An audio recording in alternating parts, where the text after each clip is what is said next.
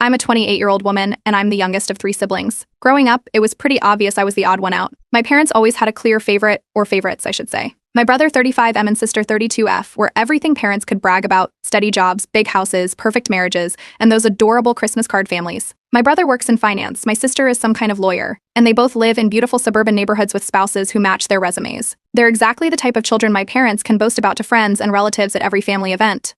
Then there's me. I quit my corporate job 2 years ago and started a small business I'm really proud of.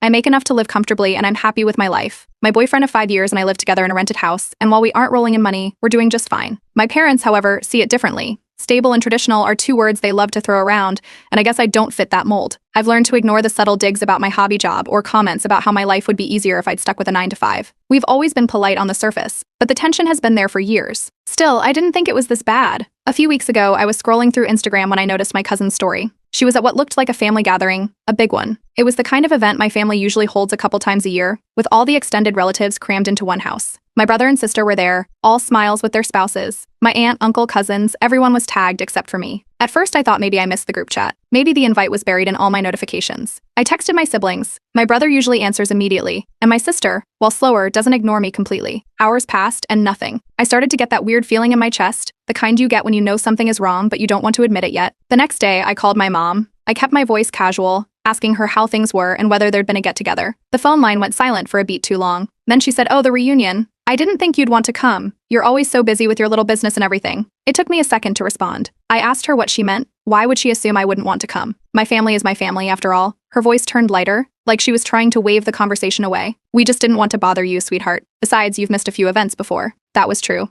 but mostly because of work, and not without letting them know. The more I pressed, the more it became clear my absence wasn't an oversight. I hadn't been forgotten. They had decided not to invite me. I don't know why, but something about hearing it directly made my stomach drop. After hanging up, I sat there replaying the conversation. This wasn't the first time I'd been excluded. There were plenty of holidays where plans just seemed to revolve around my brothers' or sisters' families. I used to tell myself it wasn't intentional. I didn't have kids or a traditional life, so maybe they didn't think about how I fit into their plans. But now, sitting in my quiet kitchen while my boyfriend worked in the next room, I couldn't ignore it anymore. This was deliberate. When I told my boyfriend, he was furious on my behalf. He said something like, "You need to go anyway. They don't get to decide you don't belong there." He was right. Why should I let them pretend I don't exist? My family had always made me feel like an afterthought, and I was sick of it. I deserved to be part of my family, whether they liked it or not. That's when the plan started forming. There was one card I hadn't played yet, something I'd been sitting on for weeks. My boyfriend and I had gotten engaged 2 weeks earlier. We hadn't told anyone because I wanted to do it in person, with the people who should care about my life. But now I had my own reasons. If they were going to exclude me from my family, I would remind them that I'm here. They wouldn't just brush me off this time. So I decided I'd show up unannounced. My boyfriend, bless him, offered to come with me, but I said